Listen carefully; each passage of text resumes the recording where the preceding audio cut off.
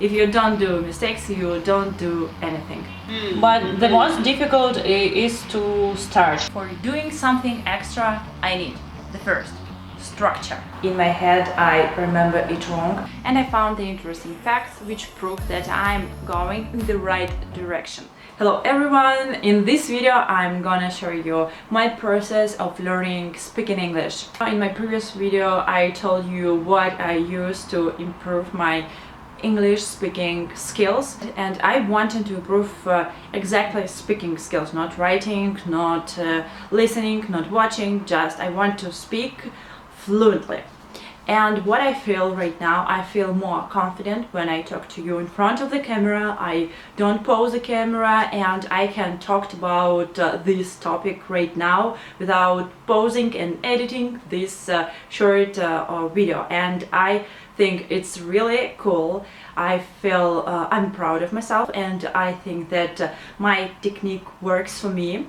I don't know if it works for you, but you should just try new things all the time, and you should searching for what is working for you and what is not. In my previous video I told about my not schedule but plan how I learn English. The first one was the study book. It's the cutting edge for upper intermediate. This book has general vocabulary. It's what I need right now because I have a lack of words in my vocabulary, and I have to learn them and maybe revise them, and I'm doing this with this book. And the second is I started working with teachers from italki.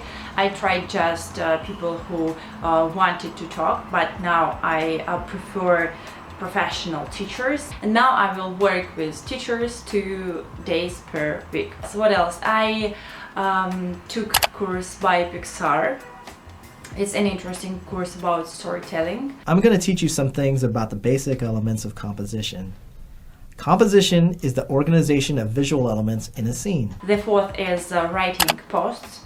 In my Instagram I try to write more often than I usually do because I'm not a writer, and my writing skill is not developed for posts, I think, but I try to improve this part also. And by the way, writing also improves your speaking. So I also watch videos and I also reading information in the internet. What I want to tell you that of course I do mistakes and I will do mistakes. When I will watch this video I will hear a lot of mistakes which I do, but I try to remember them, and in my next video I try to avoid them. That's it. And doing mistakes is absolutely okay. So if you don't do mistakes, you don't do anything.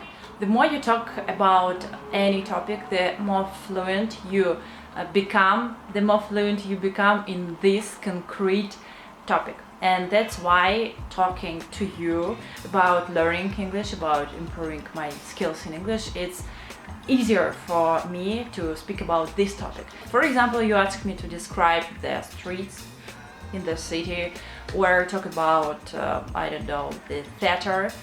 More likely I will not speak as fluent as I'm talking right now because I didn't prepare the right vocabulary. I didn't practice talking about this topic. I didn't work with it, and that's why I will not get any result. And my goal is to improve my general speaking, to be able to speak about the variety of different topics. On the 7th of November I started the English challenge, and since then I didn't skip any day. I learn English every day, and when I'm tired I open my laptop and start doing something to learn English, to practice English. But I want you to know that before the 7th of November I put off this goal for maybe 2 or 3 weeks, and I just didn't I did something. For example, I started reading a book, and then I didn't do anything for the next 2 days, and then I just thought, oh, I think I have to practice my speaking, and I just do something about it. But this plan didn't work, of course, because you need to be disciplined in your goal. A couple of words about me.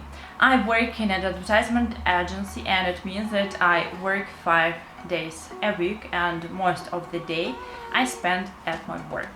I have 3 mornings and I have 3 evenings. Now I live in another country, and it's really hard for me to wake up in the morning. So most of the time when I learn English, it's in the evenings. After the work, I often feel tired because I have a lot of tasks at my job, and usually I don't want to do anything useful. I just want watching movies and TV series and just eat the food. That's it. That's all what I want to do in the evenings after the work. For doing something extra, I need the first structure. It's something that you have to work at the beginning of your English improving journey, because this structure is important. You will not spend a lot of time in the future when you want to learn English but you don't have the materials, and you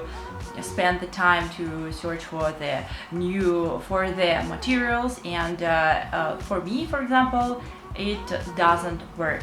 Before I prepare the structure, and then I work with this structure. As I already told you, the second is the challenge, because I made a statement that I will learn English for 90 days and without skipping a day, and I do it. I tell you this, and I will do it. And the third is a slow result and encouragement from teachers. I'm not perfect, of course. I'm not that fluent as I want to be.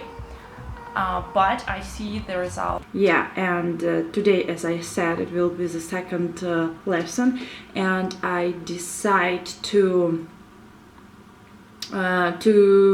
go to take classes, to take speaking classes twice a week, and also.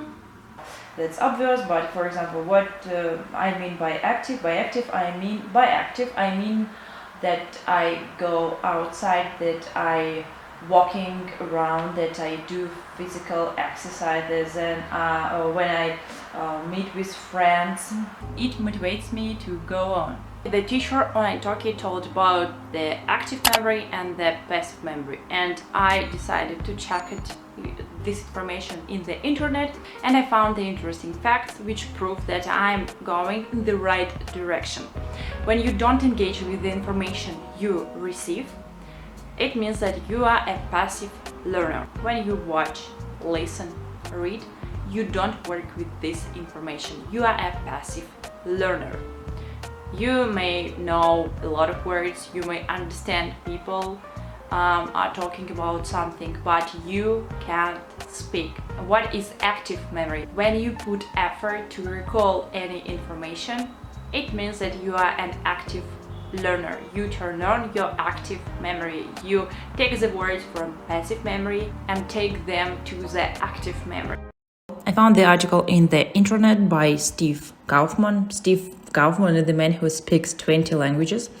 And he said that it's okay to struggle and stumble when you start to speak. He also tells about the passive and active memory, and the main idea is just you have to speak and speak a lot. And it means the more you speak, the more you write, the more you retell the stories it's also speaking, the more fluent you become in your speaking English. It was the insight of the day, and I try to speak as much as I can in the evening when I do English. That's all what I wanted to say. This is the end of the video. Thank you for watching. Have a nice day, and